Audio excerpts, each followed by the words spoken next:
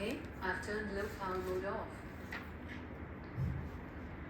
ॐ ज्ञातमिरान्धस्य ज्ञानाञ्जनशलाकया चक्षुरुन्मिलितं येन तस्मै श्रीगुरुवे नमः। वाञ्छाकल्पतरुभ्यश्च कृपासिन्धुभ्यश्च पतितानां पावनेभ्यो वैष्णवेभ्यो नमो नमः। श्रीकृष्णचैतन्यप्रभुनित्यानन्द श्री अद्वैत गदाधर शिवसदि गौरभक्तवृन्द। हरे कृष्णा कृष्णा कृष्णा हरे हरे, हरे राम राम राम हरे हरे। सर्वप्रथम मैं अपने गुरु पाद पद्म श्री श्रीमद् भक्ति वेदांत श्री सिद्धांत गोस्वामी गुरु महाराज जी को धन्यवाद प्रणाम ज्ञापन करती हूँ। उसके पश्चात यहाँ पे उपस्थित सभी वैष्णवी जनों को, आप सभी भक्तजनों को मेरा यथायोग्य धन्यवाद प्रणाम। हरे कृष्ण हरे कृष्ण। एक बड़ा ही छोटा सा और बड़ा ही सुंदर सा आज एक प्रसंग है, उसके ऊपर चर्चा करते हैं। एक बार ब्रह्मा जी के निकट जितने ये पशु पक्षी जन थे, हाँ, वो सारे के सारे ब्रह्मा जी के निकट चले गए और ब्रह्मा जी के निकट जाकर के कह रहे हैं ब्रह्मा जी से कि हे ब्रह्मा जी, आप हमें ये बताएं कि ये जैसे कोई पक्षी है उसकी रचना, हाँ, कोई जानवर है उसकी रचना, वो भी आपने की, मनुष्य की भी रचना आपने ही की। जब सबकी रचना आपने ही की तो फिर हमको छोड़ करके ये मनुष्य जो देह है, हाँ, उसको इतना इम्पोर्टेंस क्यों दिया जाता है? ऐसा क्या खास बात है मनुष्य में? बल्कि ये मनुष्य तो जितना हम जानवरों को एक्सप्लॉइट करते हैं ना, मतलब कि मनुष्य जितना जानवर को यूज़ करते हैं उतना तो और कोई करता ही नहीं होगा। परंतु ये मनुष्य जन्म को तब भी बड़ा ही महान बताया गया। जैसे कि कहते भी हैं, गोस्वामीगण कहते भी हैं कि बड़े भाग मनुष्य मानुष तन पावा, यानी कि बड़े भाग मनुष्य तन पावा, मानुष तन पावा, कि अरे अगर ये मनुष्य जन्म, अगर ये मनुष्य का तन प्राप्त हो गया है तो बड़े ही भाग्य हैं जो प्राप्त हुआ है। तो क्यों, ऐसा क्यों?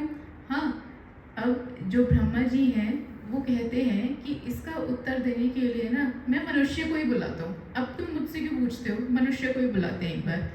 अब ये सारे के सारे तो थे, पशु पक्षी ही थे। अब वहाँ पे उस सभा में एक मनुष्य भी आ गया। अब मनुष्य और पशु पक्षी के बीच में ये वार्ता चलती है। मनुष्य से पूछते हैं वो कि भाई तुम इतने श्रेष्ठ क्यों हो, तुमको इतनी इम्पोर्टेंस क्यों दे? तो मनुष्य कहता है, अरे हम ना इतना मीठा बोलना जानते हैं कि हम अपनी मीठी बोली से किसी का भी मन जो है रिझा लेते हैं। तो जब मनुष्य ये कहता है, एकदम से कोयल सामने आती है और कहती है कि तो इसमें कौन सी बड़ी बात है? अगर कभी भी तुम्हारी मीठी वाणी की उपमा देते हैं तो मुझसे ही तो देते हैं कि क्या कोयल जैसी मीठी वाणी पाई, हाँ, कहते नहीं है कि क्या सुंदर कोयल जैसा गाती है, हाँ, और क्या कहते हैं, नाइटिंगेल जैसा, इस प्रकार से। फिर मनुष्य कहता है अच्छा, तो कहता है हम ना बड़े सुंदर घर बनाना जानते हैं। तो इतने में वो पक्षी आते हैं और वो कहते हैं कि हाँ, माना कि तुम घर बना लेते हो, सब कुछ ठीक है, लेकिन कितना समय लगाते हो वो घर बनाने में, और वो कोई मतलब एकदम परफेक्ट भी नहीं होता, परमानेंट भी नहीं होता।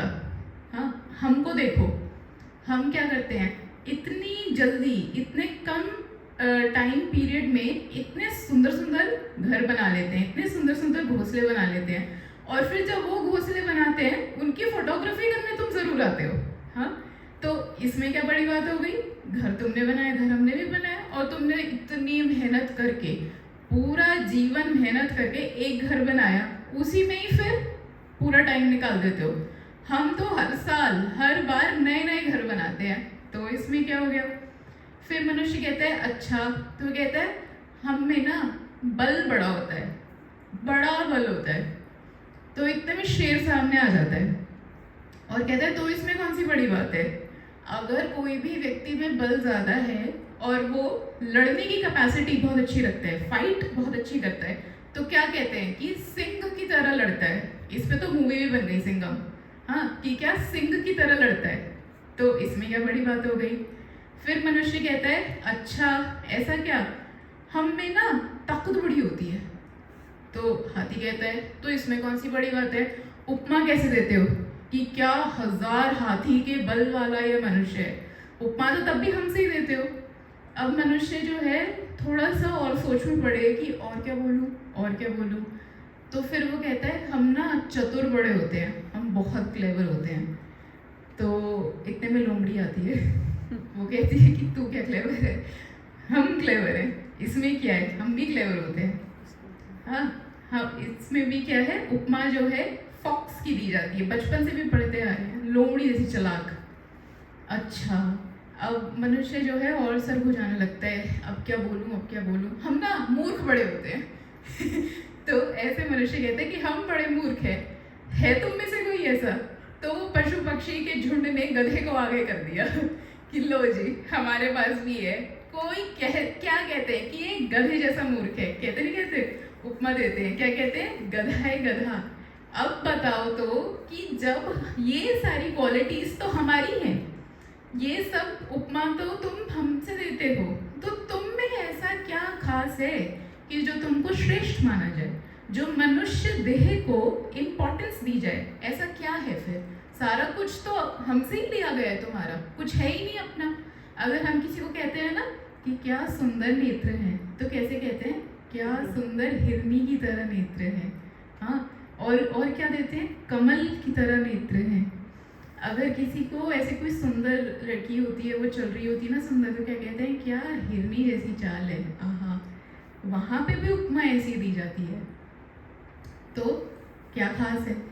अब ब्रह्मा जी जो है वो आते हैं, ब्रह्मा जी यहाँ पे एक श्लोक बताते हैं, वो जो ये वार्ता है ना उसको रोकते हैं, अब कहते हैं कि अब मैं बताता हूँ। हाँ, तो ब्रह्मा जी बताते हैं, साधना धाम मोक्ष कर द्वारा, पाई न जय परलोक सवारा। ये उत्तर देते हैं, कहते हैं कि मनुष्य जीवन में एक चीज जो है वो भिन्न है, क्या, कि वे साधना कर सकते हैं।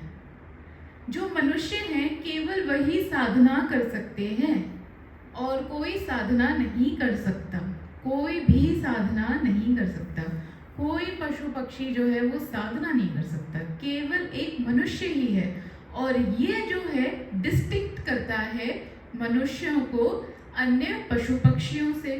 इसके लिए एक श्लोक भी आया जो इस प्रकार है कि आहार निद्रा भय मैथुनं च सामान्यमेतत् पशुभिः नराणां धर्मो हि तेषाम् अधिको विशेष धर्मेण हीन पशुभिः समाना। क्या अर्थ? आहार निद्रा भय मैथुन, ये 4 चीजें तो पशु भी करता है और मनुष्य भी करता है। खाना खाना, निद्रा सोना, भय डर लगना, और मैथुन यानी कि बच्चे उत्पन्न करना, संतान उत्पन्न करना, ये तो पशु पक्षी भी कर रहे हैं और ये मनुष्य भी कर रहे हैं। तो क्या अलग है? दोनों में ये चीज सेम है, पर अलग क्या है?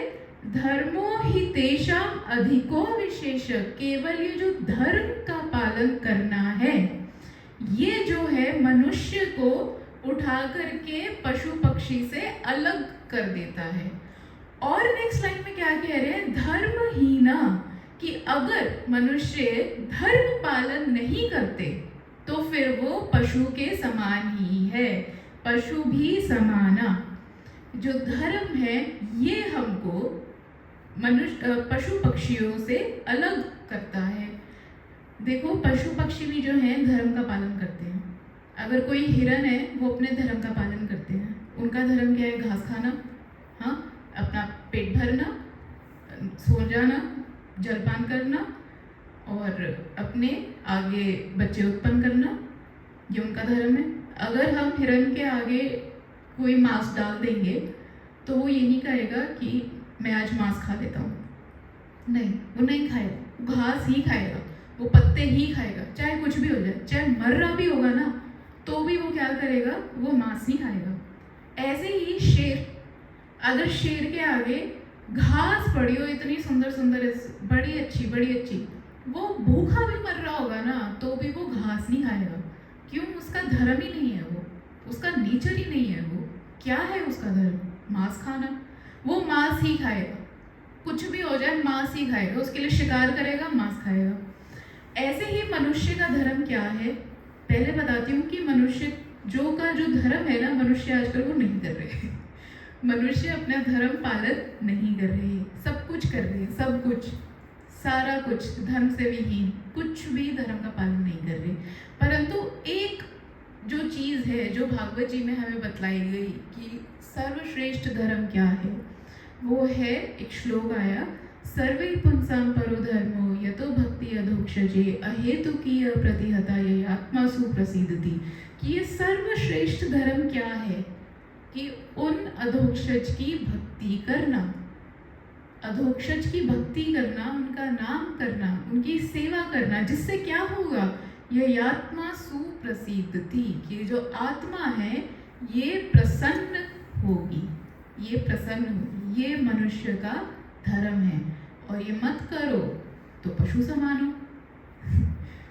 हरे कृष्णा कृष्णा कृष्णा हरे हरे, हरे राम राम राम हरे हरे।